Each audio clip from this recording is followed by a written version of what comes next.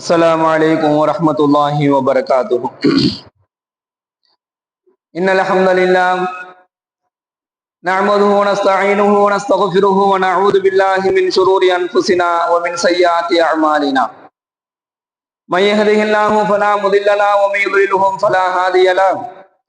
ونشهد أن لا إله إلا الله وحده لا شريك له ونشهد أن محمدا عبده ورسوله. أما بعد.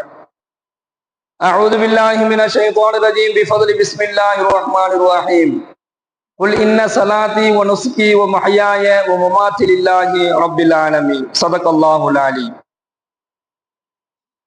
கண்ணியத்திற்குரிய அல்லாஹ்வின் நல்லடியார்களே, சகோதரர்களே,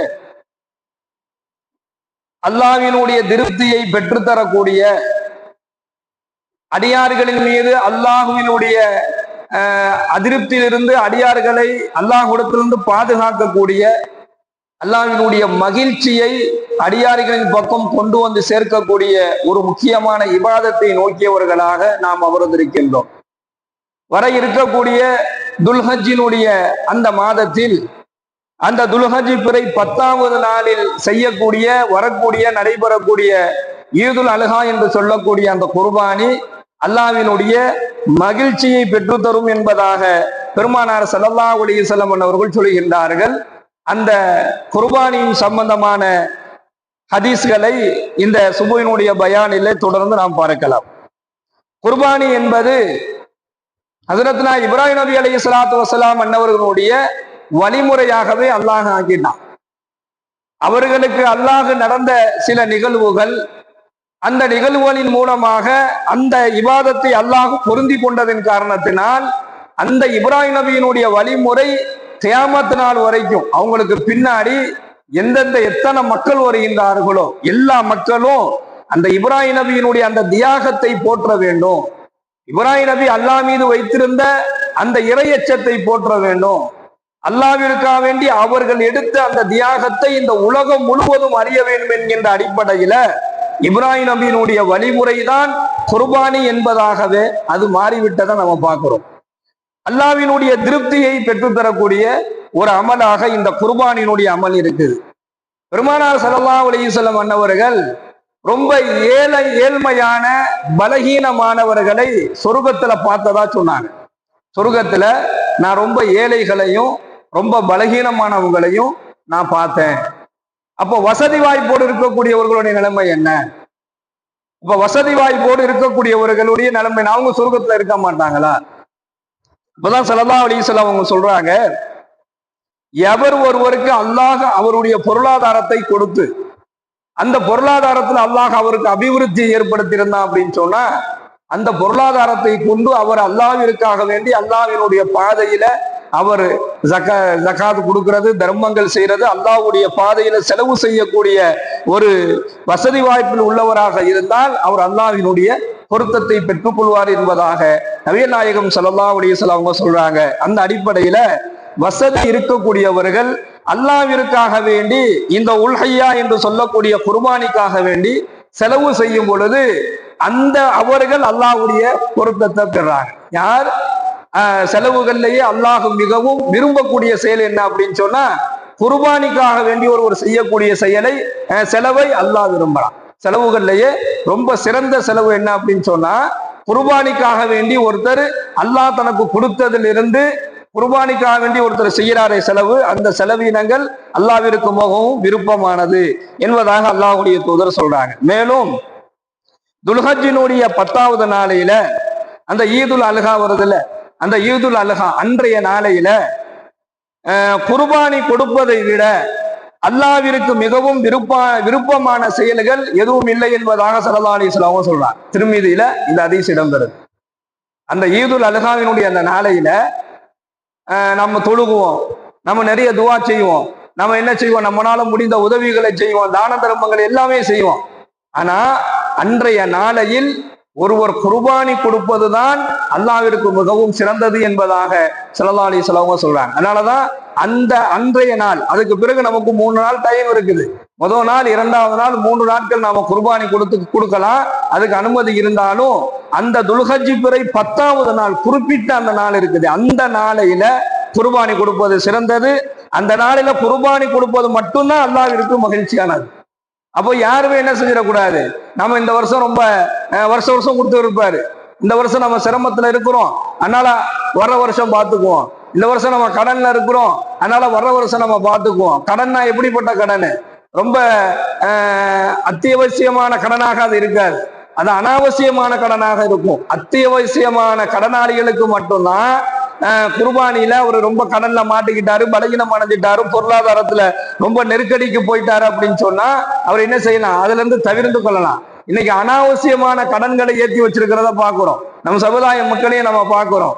டிவி வாங்குறதுக்கு லோன் போட்டு வச்சிருக்கான், பைக் வாங்குறதுக்கு லோன் போட்டு வச்சிருக்கிறான், ஒண்ணுக்கு நான் 2-3 காரு பஸ் வாங்குறதுக்கு என்ன செய்யறான், லோன் போட்டு வச்சிருக்கிறத பாக்குறோம். இப்படி தேவையில்லாத ஒரு செல்போன் வாங்குறதுக்கு லோன் போட்டு வச்சிருக்கிறான். அப்ப இந்த குர்பானி வரும்போது இதெல்லாம் நம்மால் கணக்குல எடுத்துட்டு வருவான். நான் செல்போனுக்கு லோன் கட்டுறேன், நான் டிவிக்கு லோன் கட்டுறேன், நான் சைக்கிளுக்கு லோன் கட்டுறேன், நான் பைக்குக்கு லோன் கட்டுறேன், இதெல்லாம் எனக்கு கடனா இருக்கிறதுனால நான் என்ன செய்யல, நான் குர்பானி கொடுக்க கூடாதுல அப்படிங்கிற முடிவுக்கு நம்மால் வர்றதை பார்க்கிறோம். அத்தியாவசியமான கடன், அனாவசியமான கடனுக்கு அந்த கடனை சொல்லி நாம குர்பானி, எனக்கு கடன் இருக்குது நான் குர்பானி கொடுக்கலன்னு சொல்லி அந்த இபாதத்தை கைவிட்டால் அது பெரிய கை சேதமாகும். அப்போ எந்த ஒரு நிலை இருந்தாலும் அந்த குர்பானியினுடைய விஷயத்துல கடனை காரணமாக வைத்தோ அல்லது செலவீனங்களை காரணமாக வச்சோ குர்பானி கொடுக்கறத நிறுத்திடாம முடிந்த வரைக்கும் அந்த கடன்களை எல்லாம் குறைத்து கொண்டு குர்பானியில கவனம் செலுத்த வேண்டும் என்பதை இந்த ஹதீஸ் நமக்கு வலியுறுத்தது. அன்றைய நாளையில் நீங்கள் குர்பானி கொடுப்பதுதான் அல்லாஹ்விற்கு விருப்பமானது என்பதாக ஸல்லல்லாஹு அலைஹி வஸல்லம் சொல்றாங்க. அந்த அடிப்படையில வசதி இருக்கக்கூடியவர்கள் ஆடு கொடுப்பதும், வசதியில் இருக்கக்கூடியவர்கள் ஒட்டகத்தை கொடுக்கிறதும், வசதியில கொஞ்சம் பலகீனம் அடைந்தவர்கள் மாடு கொடுப்பதும் ஒரு வாய்ப்பாக அல்லாஹ் வழங்குறான். இப்ப வசதி இல்லை, ஒரு ஆடு வாங்கி குர்பானி கொடுக்கக்கூடிய அளவிற்கு ஒருவருக்கு வசதி இல்லை அப்படின்னு சொன்னா அவர் என்ன செய்யலாம், மாட்டுல ஒரு பங்குதாரராக அவர் சேரலாம். இது யாருக்குங்க, வசதி இல்லாதவர்கள், வசதி குறைவானவர்கள், வருமானம் குறைவானவங்க, அவங்களால ஒரு ஆடு வாங்க முடியாது. ஒரு ஆடு 15,000-17,000 போய் நிற்கும். இப்ப அவ்வளவு பணம் கொடுத்து ஒரு ஆள்னால ஆடு வாங்க முடியாது அப்படின்னு சொன்னா அந்த நிலையில் இருக்கக்கூடியவர் ஆசைப்படுறாரு, அன்றைய நாளையில குர்பானி கொடுக்கக்கூடிய நன்மையை நாம பெறணும், நாம குர்பானி கொடுக்கணுங்கக்கூடிய ஆசை அவருக்கு இருக்குது.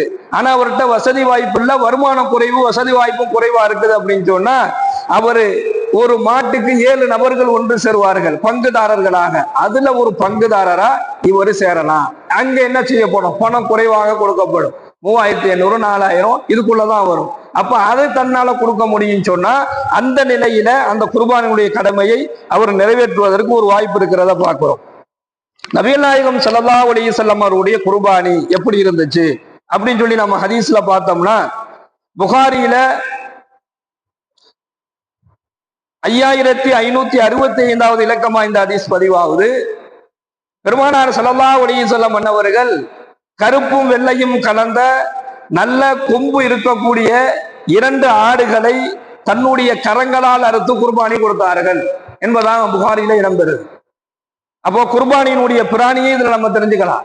குர்பானி ஸல்லல்லாஹு அலைஹி வஸல்லம் அவர்கள் கொடுத்த அந்த குர்பானியினுடைய பிராணியில நல்ல கொம்பு இருந்துச்சு, கருப்பும் வெள்ளையும் கலந்த கொம்பு இருக்கக்கூடிய 2 ஆடுகளை தன்னுடைய கரங்களால் அறுத்து குர்பானி கொடுத்தாங்க. அப்போ குர்பானி கொடுக்கக்கூடியவர்கள் தன்னுடைய கரங்களால் அறுப்பது சிறந்தது. எதை, அந்த குர்பானியினுடைய பிராணிய தன்னுடைய கரங்களால் அந்த குர்பானி பிராணியை அறுப்பது மிகவும் சிறந்தது. ஸல்லல்லாஹு அலைஹி வஸல்லம் அன்னவர்கள் யாரையும் கூப்பிட்டு எனக்காக வேண்டி நீங்க அறுங்கன்னு சொல்லல, அவங்களே அவங்க கையால அறுத்திருக்கிறாங்க.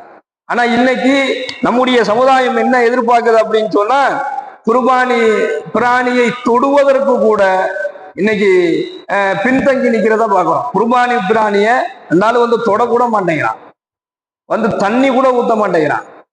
அது ரத்தம் தெரிச்சிருமோ, அது மேல கைப்பற்றுமோ, அது மேல உரசிருமோ என்பதாகலாம் அந்த குர்பானி பிராணியை பார்த்து என்ன செய்யறான், அருவறுப்பு கொள்ளக்கூடிய ஒரு நிலையில இன்றைய குர்பானி கொடுப்பவருடைய நிலை இருக்குது. அல்லாஹ் பாதுகாக்க வேண்டும்.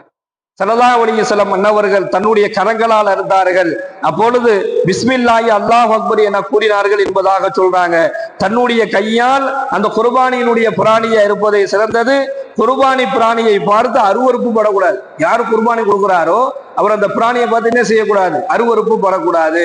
அதை மிகவும் கண்ணியமான முறையில் அந்த பிராணியை நம்ம கொண்டு செல்லணும் என்பதை இந்த ஹதீஸின் வாயிலாக நபிகள் நாயகம் ஸல்லல்லாஹு அலைஹி வஸல்லம் அவர்கள் சொல்லி காண்பிக்கின்றார்கள். சுப்ஹானல்லாஹி பிஹம்திஹி சுப்ஹானக அல்லாஹும்ம வ பிஹம்திக வ நஷ்ஹது அல்லா இலாஹா இல்லா அன்த வ நஸ்தக்ஃபிருக வ நத்தூபு இலைக். சுப்ஹான ரப்பிக ரப்பில் இஸ்ஸத்தி அம்மா யசிஃபூன் வ ஸலாமுன் அலல் முர்ஸலீன் வல்ஹம்துலில்லாஹ்.